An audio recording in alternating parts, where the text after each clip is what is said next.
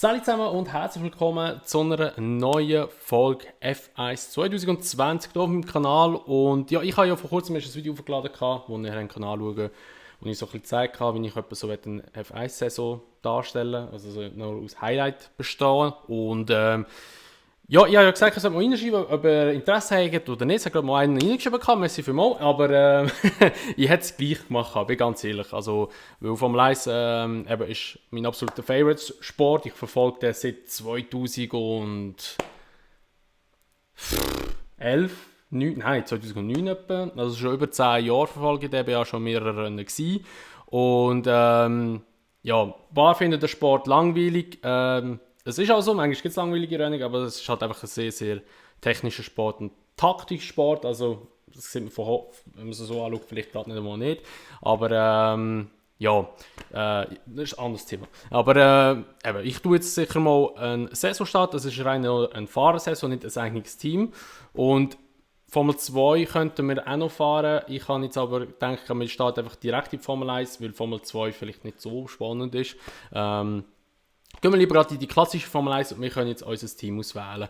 Wir könnten rein theoretisch in jedes Team reingehen. Ich muss aber ehrlich sagen, ich habe nicht so Lust, gerade in ein Top-Team reingehen. Ich bin mir so am Überlegen, sollen wir lieber Alpha Tauri nehmen wie soll ich sagen, als Red Bull Junior, dass wir vielleicht mal die Möglichkeit haben, zu Red Bull zu gehen, oder sollen wir lieber irgendwie Alfa Romeo dort so starten? Ich würde einfach mal, also ich hätte Bock auf Alpha Tauri, ich bin mehr so, also in der Formel 1, wenn ich möchte wissen, welches Team das ich supporte, grundsätzlich fühle ich jedes Team, muss ich ganz ehrlich sagen, also jedes Team hat so seine Vorzüge oder beziehungsweise hat etwas dran, wo ich muss sagen, so, oh, das macht das Team sympathisch. Aber ich sage mal, die Teams, die ich wirklich am aktivsten tue, Support jetzt vielleicht gerade nicht, aber einfach verfolgen, sage ich es mal so, ist sicher Red Bull und McLaren. Und ja, der hat es eigentlich schon. Ich bin nicht so Ferrari-Fan, BWT, also da jetzt der Aston ist schon interessant, bin ich ganz ehrlich. Mercedes eh nicht so, weil ich bin nie so Fan von dem Top-Team, das immer gewinnt, muss ich ganz ehrlich sagen. Und Alfa Romeo müsste jetzt vielleicht noch sagen, ja, bin ich jetzt vielleicht auch noch einer, der noch interessant findet, aber auch nur, weil es aus der Schweiz kommt eigentlich. Steht eigentlich da noch Schweiz? Ja, in Wil, Schweiz, okay, das steht immer noch. Aber ich würde mal sagen, wir starten mit Alpha Tauri, in der Hoffnung, dass wir vielleicht dann raufkommen. Teamkollege nehmen den Pierre Gasly, sorry Kwiat, und ja, wir machen 22 Rennen, also alle Rennen, starten in Australien, enden dann in Abu Dhabi. Und würde ich mal sagen, wir legen los. Genau, das kommt ja noch zuerst noch wegen der Einstellungen. Von den Trainingseinheiten kann ich das nicht ändern. Das sind 3 Trainings einfach in kurz gehalten. Ich hätte jetzt nur ein kurzes Training machen, aber scheint geht das nicht. Okay, Blitzqualifying lassen wir aber. Also heisst einfach eine Runde Qualifying, wo es zählt, wo man nicht vergamen darf. Schwierigkeitsstufe nehme ich mal auf. Ja, ist schwierig zu sagen. Ich nehme sie mal auf 55 auf. Ein bisschen über die Hälfte. Sollte es stark sein, nehme ich es aber, wenn sie schwach sind, nehme ich es dann wieder auf, logischerweise. Aber einfach, dass wir da mal ein bisschen rausspüren, wie das funktioniert. Einführungsrunde mache ich nicht. Und Renndistanz 25%, das klingt eigentlich recht sympathisch. Rückblenden lassen wir mal, ja, nehmen wir raus. Ich möchte auch ohne Rückblenden fahren. Simulationsschaden. Safety Car hauen wir jetzt mal rein. Kurvenschneid einfach regulär. Streng, ja, einfach regulär. Ich weiß nicht, welches das also im richtigen Formel 1 entspricht. Also, wegen der Strafe dort ist es immer kommt es immer ein bisschen darauf an, wie die gut getroffen sind in der FIA. Rennbeginn tun wir jetzt einfach manuell. Das ist, glaube ich, eben das Kupplung, du selber drücken. In und oben, genau. Und Fahrertransfer an. Ja, das ist noch lustig. Da kann man sehen, dass zum Beispiel ein Hamilton plötzlich bei Williams ist. Also ja, könnte passieren. Bremsassistent ausgeschaltet, Antiblockiersystem ausgeschaltet, Traktionskontrolle ausgeschaltet, dynamische Ideallinie ist auch ausgeschaltet. Also ist wirklich nichts drauf an Fahrhilfen. Das Einzige, was ich habe, ist einfach Getriebe mit Empfehlung. Also beziehungsweise ich muss schon selber auf- und abschalten, aber es zeigt mir an, welchen Gang dass ich auswählen für die und die Kurve. Einfach nur so als kleiner Richtwert. Ich glaube, das ist auch okay. Und Boxy-Stop-Assistent habe ich einfach komplett drin, weil ich nicht, dass ich die Box einfach nie im Griff hatte bis jetzt. Aber sonst der Rest eigentlich alles ausgeschaltet. Und ja, dann würde ich mal sagen, legen wir los. Wir gehen ab auf Australien. Let's go!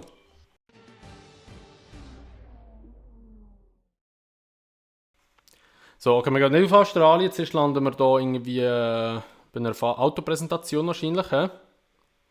Ja, das ist ja so gemacht, genau. Also, wir nehmen auf, dann auf der PS5, habe ich vielleicht noch vergessen zu sagen. Nicht auf der PS4, hauptsächlich, dass die Ladezeit ein bisschen schneller gehen. So, und wir haben ja ein bisschen Ressourcenpunkte, die wir auch schon können, glaube ich, investieren, weil das machen wir auch gerade. Je früher dass wir anfangen, desto besser, ganz ehrlich. Genau, Aerodynamik sicher mal. Standardentwicklung, dann hätten wir es. Oh, ist in Vietnam hätten wir es dann. So hätten wir es schneller, aber die Chance, dass es fehlschlägt, liegt bei 65%, so liegt es bei 20%. Ich frage, ob wir auf Risiko möchten gehen oder nicht. Ah, da kann ich mich gar nicht erinnern, dass das so ist, aber geil. Wir machen Standard. Ich gehe mal nur auf sicher. Aber der Effekt, den wir haben, ist relativ gross. Dann, so, wir haben noch 750. Was können wir noch machen? Die Zündanlage, die könnten wir noch machen. Und die wären sogar noch vor dem Rennen in Dings fertig. Das machen wir doch gerade noch. Dann haben wir dort auch noch mal ein bisschen Zündanlage. Sind wir sogar, wir sind motortechnisch, sind wir Antrieb, sind wir sogar die Sonderstunde. Uiuiuiuiui, okay. Ja gut, dann würde ich mal sagen, wir haben den Ressourcenpunkt schon mal gut verschwendet. Und so sehen wir aus. Pierre Gasly richtig am Grenzen wie der grösste Marienkäfer. Satter Marktwert, 4 Millionen. Unser Marktwert kann mal 250'000. Oh shit, man, da legt ja nicht mehr für ein Eistee in der Schweiz. Ey. So, also, wir machen weiter. Wir mal überspringen zur Autopräsentation. He?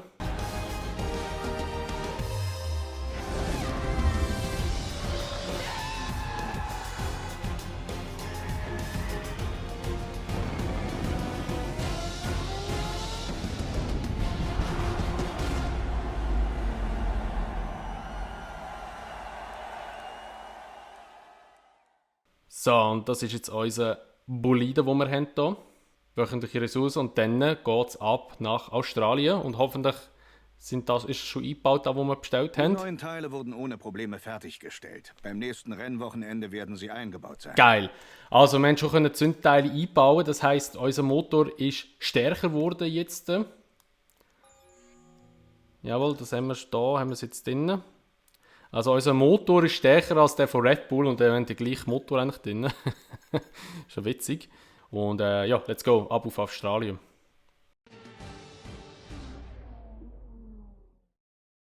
So, da sind wir da in Australien im Paddock oder wahrscheinlich bei unserer, blöd gesagt, Kommandozentrale. Wir hocken hier einfach so gemütlich. Einfach so die Hände verschränkt. Was ich auch noch muss sagen, also ich bin natürlich nicht am Control, ich habe hier vor mir ein Lenkrad, ich habe jetzt mal die Lenkradkamera, habe ich jetzt nicht mal dabei. Falls ihr aber Interesse hättet, dass ich vielleicht einfach zeige, wie ich hier am Umregeln bin mit dem Lenkrad, dann könnt ihr sagen, dass wir wieder GoPro herstellen. Ja, ich denke, das letzte Mal, es war schon nice to have gewesen, aber vielleicht auch ein bisschen too much an zusätzliche Bilder, die dort waren. Darum habe ich sie jetzt mal ausgeblendet, aber falls ihr sie möchtet, nehme ich sie wieder rein beim nächsten Rennen. Und ich fahre natürlich eben mit dem Lenkrad, nicht mit dem Controller. Ich habe hier das Thrustmaster T300, falls euch das interessiert, plus noch mit dem F1-Aufsatz. Also ich habe hier das F1-Lenkrad drauf, von Ferrari, von 2009, also das Lenkrad. Und ja, einfach, dass ihr da noch Bescheid wissen und hocken hier natürlich in einem Place drin. Gut, also wir starten jetzt einmal. Wir haben 3 Trainings an 30 Minuten vor uns. Wir fahren aber natürlich nicht so viel Training, weil ich weiß schon, Trainings sind nicht so interessant. Es ist aber für mich persönlich gut, um einerseits die Strecke noch ein bisschen besser zu checken, plus auch noch zusätzlich, man kann Ressourcenpunkte sammeln, was einem dann nachher auch wieder ein bisschen bringt, oder etwas bringt, wenn man Dingseln, kann ich sagen, Upgrades kaufen. So, also. Rennen ist eigentlich schön, also das heisst, wir können auf ein gutes Setup gehen und Setup-technisch muss ich ganz ehrlich sagen, da habe ich keine Ahnung, was ich da auswählen muss. Darum nehme ich Setup-technisch einfach etwas aus dem Internet raus, bin ich mal so frech. Und ja, da würde ich mal sagen, wir gehen jetzt einfach mal auf die Strecke und legen los.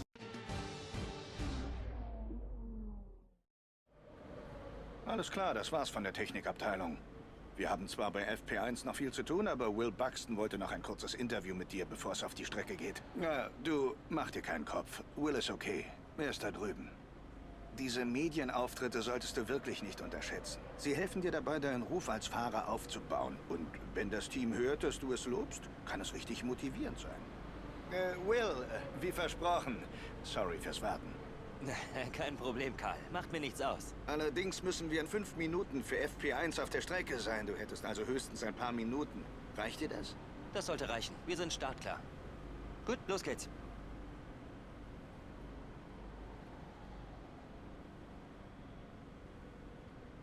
Mittlerweile sehen wir in der Formel 1 jedes Jahr neue Gesichter.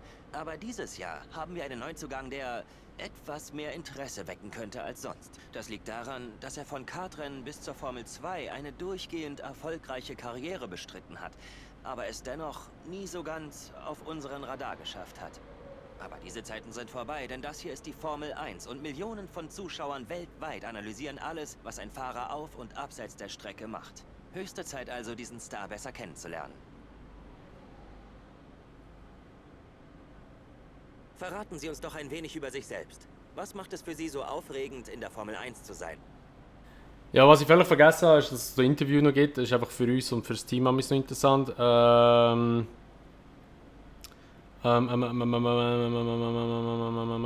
haben wir da? Ja, einfach das. Nach Ihrer erfolgreichen Nachwuchskarriere gab es bestimmt viele Interessenten. Warum haben Sie sich für Ihr jetziges Team entschieden? So, man hat einfach Zuverlässigkeit, das ist wichtig. Da tut es auch noch Eigenschaften oder Dinge erhöhen. In dieser Saison sein? Was glauben Sie, wird für Sie die größte Herausforderung in dieser Saison sein? So,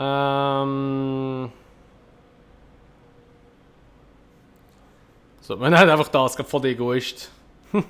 Gerade um einen Titel kämpfen. Vielen Dank für das Interview. Ich weiß, Sie wollen schnell auf die Strecke, also viel Glück.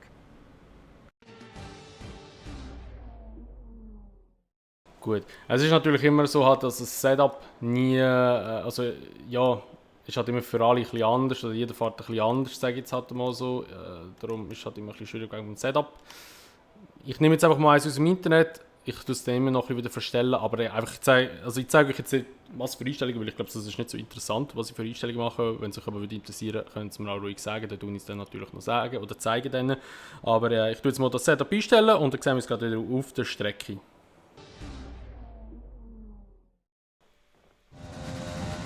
So, wir starten mit einer Streckenakklimatisierung. Das heisst, wir haben jetzt so Tor auf der Strecke, wo wir durchbrettern müssen. Und ja, jetzt muss ich mich zuerst wieder ein bisschen an das Fahrzeug gewöhnen. Vor allem an Speed. Ich bin eben vorher schon eine Stunde gefahren, aber Formel 2 dort noch, weil ich habe überlegt, ob ich es Formel 2 auch noch zeigen. Aber es hat mit dem gedacht, also weniger. Aber das fährt sich halt doch wieder komplett anders.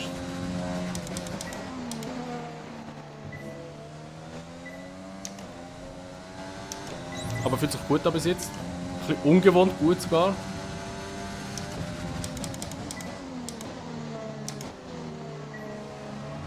Oh shit, da sind wir am Tor vorbei.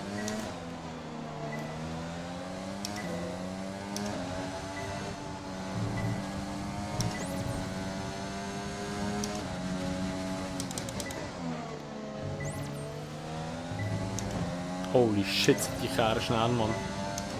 Verstappen, verpiss dich mal! Oh shit, da habe ich jetzt ein bisschen spät eingelenkt.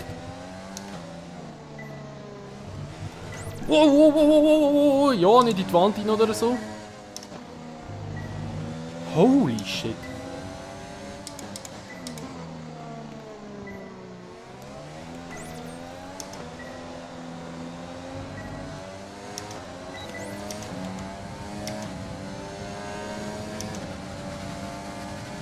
So, gut. Ich glaube, das war nicht mal so schlecht gewesen, die erste Dings hier. Wir gehen jetzt schnell wieder in die Garage. Wir haben jetzt schon mal einen guten Punkt holen. Ich weiß zwar nicht, wie viel das es gibt. Ich glaube, es ist nicht so wahnsinnig viel. Ich glaube, so 20 oder so habe ich geplant. Ah nein, 100 sogar. Die haben wir jetzt geholt und dann machen wir... Das ist immer so ein bisschen... Also ich mache meistens immer... Ich habe schon ein paar Mal Karriere gespielt. Ich mache meistens immer Streckenakklimatisierung, einfach um ein bisschen die Strecke kennenlernen, ein bisschen das Gefühl bekommen. Und dann mache ich vor allem dann noch das Qualifying Tempo. Und dann ist eigentlich schon fertig mit dem Training. Dann gehen wir meistens gerade ins Qualifying. Weil, ja, Spitzennamen sind immer recht langweilig, muss man sagen. Man muss da richtig in den Stuhl reinhocken. So im Qualifying-Tempo, da fahren wir wirklich eigentlich eine schnelle Zeit oder versuchen es. Ohne Tor, ohne nichts. Akklimatisierung ist einfach für die Ideallinie rauszusuchen. Und ich glaube, das Setup, das ich hier gefunden habe im Internet, ist eigentlich wirklich nicht schlecht. Let's go, jetzt gehen wir mal auf Vollstoff. Jetzt hat der Norris einen kleinen Weg. Norris! Du hast weisse Reifen, verpiss dich, Mann! Ach shit, der war innen noch. Oh shit, nein! Okay, wir müssen zurück in die Box. Scheiße! Oh Mann, der Norris hat mich jetzt so richtig aus dem... der war auf der scheiß Spur wahrscheinlich noch. Okay, jetzt wirklich auch kurz Zeit beschleunigen, um das Fahrzeug zu reparieren. So, let's go, wir gehen nochmal, machen nochmal eine Runde.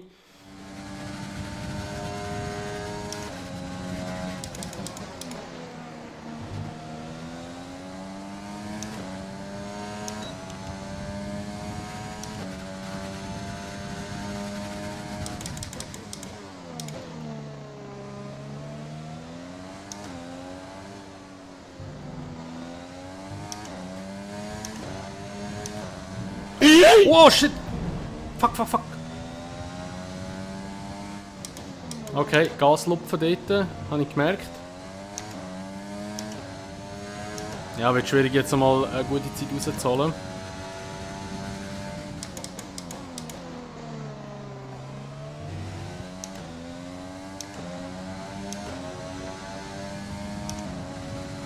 Wir sind zwar schnell unterwegs. Aber ob es reicht, ist so die Frage. Aber ich denke es nicht. Ah, okay, es reicht es gar nicht. Ah, Scheiße.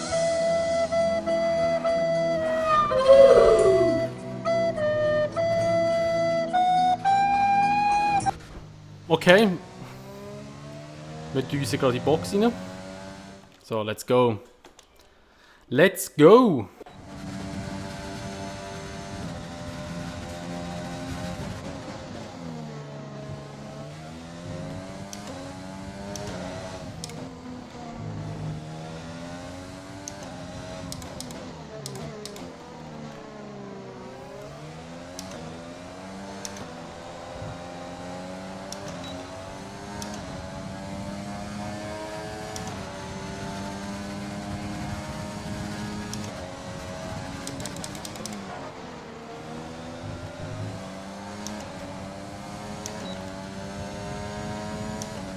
Jetzt in der Bottas einfach vorne.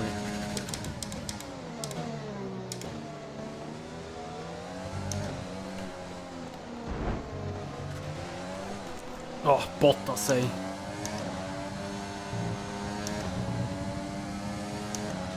Der raubt mir jetzt Zeit.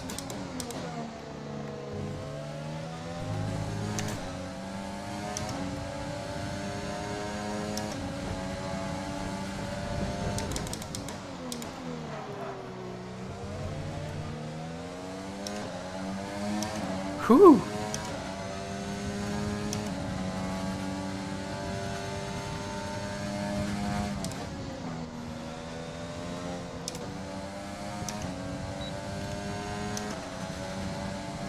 Ja, wir holen aber auch keine gute Zeit raus.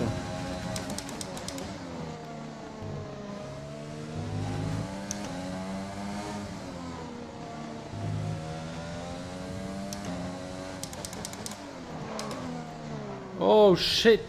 Ah. Fuck! Er hat mich jetzt gerammt. Was? 5 Plätze Gridstrafe? Ich kann nicht. Oh, aber hat jetzt so für können? Ich habe mich gedreht. Wir fahren gerade noch eine Runde. Ah shit, jetzt ist es abgebrochen. Der hat das in der Garage. Komm, wir gehen direkt ins Rennen. Egal. Also ins Qualifying meine ich. Let's go. So, gut, also wir sind im Qualifying, wie gesagt, Blitz-Qualifying, das heisst, wir haben einfach einen Versuch und dürfen es versauen. Und ich versuche mein Bestes zu geben.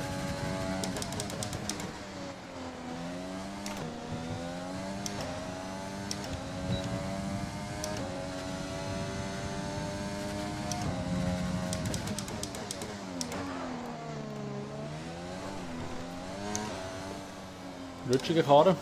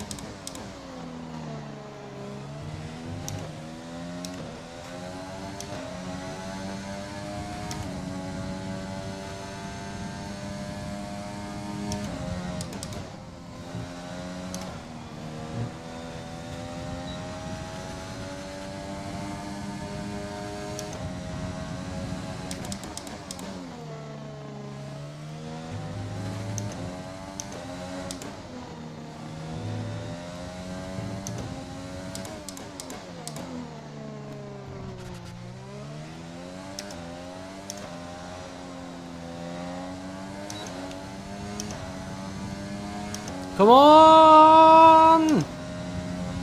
So, was sind wir für einen Platz geworden? Ich glaube, irgendwie bin ich viel zu schnell gewesen. Zweite, ja, okay. Mit einem Alpha Tauri ist es auch ein bisschen schwierig, Zweiter zu werden. Wahrscheinlich muss ich die Schwierigkeitsstufe mal ein bisschen aufdrehen. Das ist schon ein bisschen too much gewesen, glaube ich.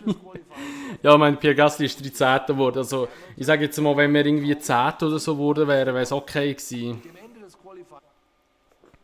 Aber ja gut, dann muss ich die Schwierigkeitsstufe ein bisschen aufdrehen in dem Fall. Oder vielleicht haben auch die Zündkerzen etwas gebracht. Oh, Interview. Zu ein paar Fragen. Es scheint, als hätten Sie eine tolle Qualifying-Session gehabt. Es muss eine Erleichterung sein. Dann machen wir einfach so, bevor dass ich das auch allerdings habe. Wie wird die Gridstrafe Ihre Strategie im Rennen beeinflussen?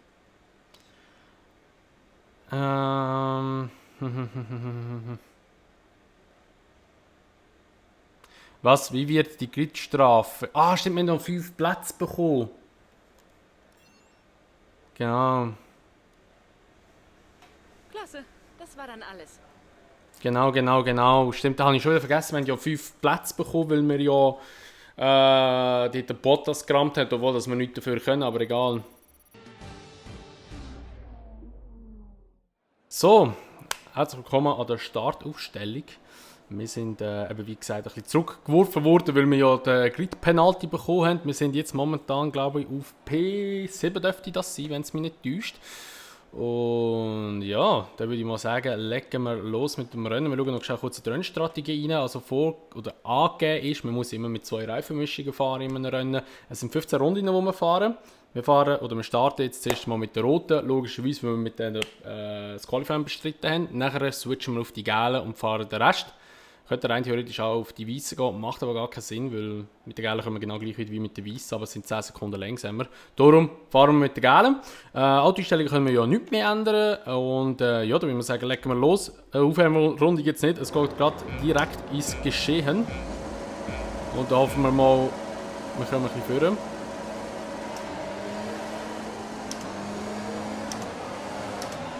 Wo ist mir einer ins Heck hineingefahren, weil ich so einen Schub von hinten plötzlich bekommen.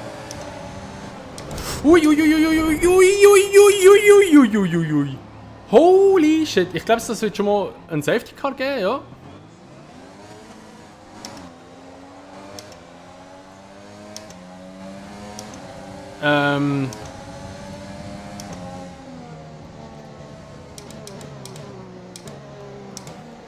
Okay, da haben wir schon mal die erste Safety Car Phase.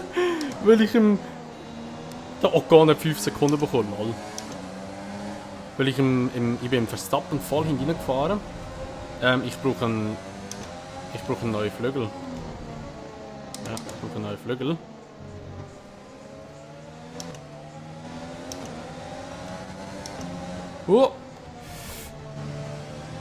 Ja, ich habe fast nicht mehr, ich kann nicht mehr richtig Kurve lenken. Das Auto untersteuert komplett.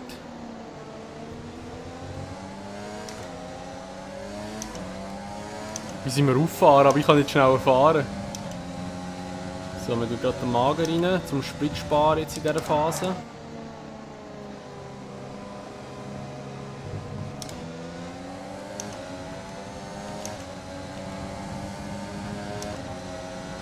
Holy shit, was das für ein Start war. Oh shit, ohne Flügel komme ich doch gar nicht vorwärts. Ja, ich wollte eben rechts innen durchstechen, weil ich sehe, dort ist eine Lücke offen. Aber ich habe dann nachher bemerkt, es geht irgendwie nicht auf. Oh! Ey, nein, komm, da tun wir schon zurückspulen, also bitte. Da tun wir jetzt nein, ich habe keine Rückblende drin. Also komm, wir die Session neu starten. Alter, ey, da kann ich nicht, so etwas kann ich doch nicht aufladen, Mann. Holy shit, Alter! Ich hätte das nicht wollen, ich hätte das wirklich nicht wollen. Also, ja, herzlich willkommen, wir sind wieder am Grid. Oh Mann. Oh shit, wieder Stab verschlafen. Vergessen zu schalten auch noch. Oh, Vettel! Scheiße! Hätte jetzt wieder einen Safety Car ausgelöst, wäre es wieder gut gewesen.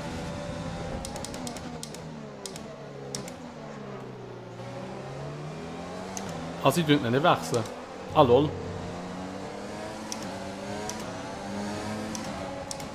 Okay. Dann lassen wir ihn drauf.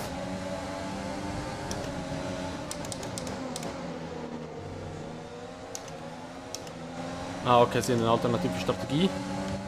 Klingt sympathisch. Ja, wir müssen den Flügel wechseln. Dann kommen wir mit dieser Runde die Box. Wechseln den Flügel.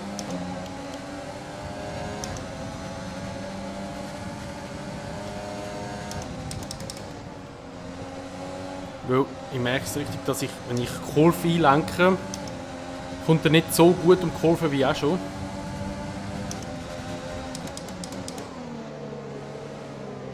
Ja, wenn ich ein bisschen Gas gebe, tut er gerade untersteuern.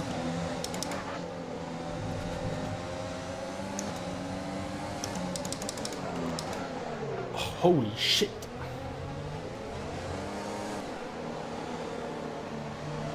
So, jetzt hier innen durchziehen. Let's go. Machen wir mal schnell kurz. Ein Teamkollege in der Boxen geht. Ah! Der Pierre Gasly, jetzt muss er da warten auf seinen Service. Wie bitter ist das? Oh mein Gott, im Pierre Gasly sein Rennen ist so etwas von vorbei. Holy shit. Schau, wie er wartet! Schau, wie er wartet! Schau, wie er wartet! Jetzt wird er Anfang bearbeitet. Oh shit. Oh, rabenschwarzer Tag für Alpha Tauri, ey. Okay, mit dieser Mischung fahren wir fertig. Wow, wow, wow, okay. Das ist recht optimistisch in meinen Augen, aber okay.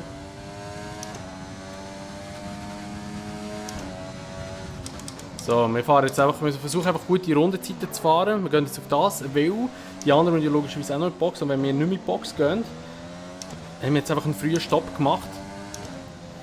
Und können hoffen, dass wenn sie alle in die Box gehen, dass sie dann etwa bei uns landen. Oh.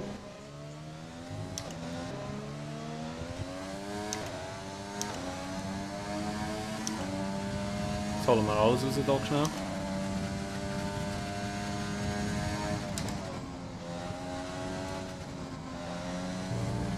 Oh, nein!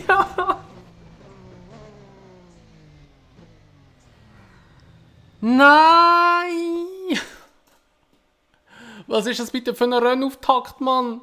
Ah, fuck. Ich habe keine Rückblende drin, also jetzt muss ich es akzeptieren, leider. Oh, holy shit. Das war ein verkorktes Rennen gewesen.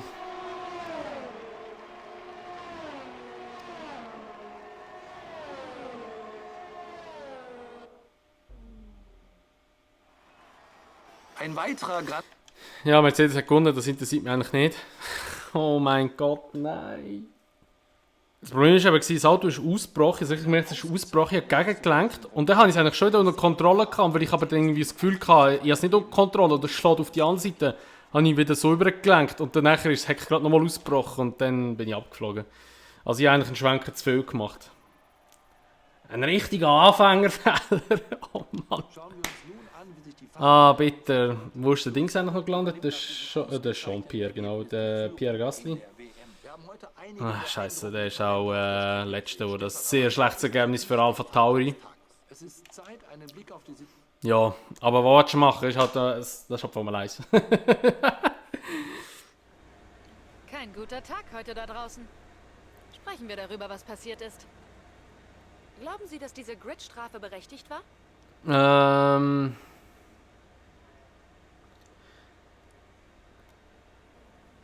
machen wir so. Woran glauben Sie, lag es, dass Sie heute nicht so schnell waren wie Ihr Teamkollege? Ja, und er fuhr beständiger. Ich würde mal. Machen wir so. Ich bin ein, wie sagt man, ein guter Verlierer. Ich habe gesehen, ich bin schlechter gefahren, ich habe meine Fehler gemacht, was er nicht gemacht hat. Er ist konstant gefahren. Und darum bin ich leider rausgeflogen. Ja. Kann es geben. Das nächste Rennen ist in Baku. Nein, Baku, was laber ich? In Bahrain. Und da hoffen wir doch, dass wir dort ein bisschen bessere Chancen haben. Dann. Sogar gerade in der gleichen Woche. Also wir haben keine Upgrades am Auto.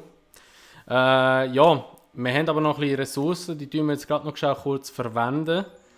Und zwar würde ich mal sagen, dass wir da irgendwie etwas ins Chassis noch investieren. Und machen wir auch wieder halt eine langsame Dings, aber dafür eine sichere, würde ich mal behaupten. Und ja, dann würde ich mal sagen, wäre es das mit dieser Folge oder mit dem ersten Rennen von F1 2020.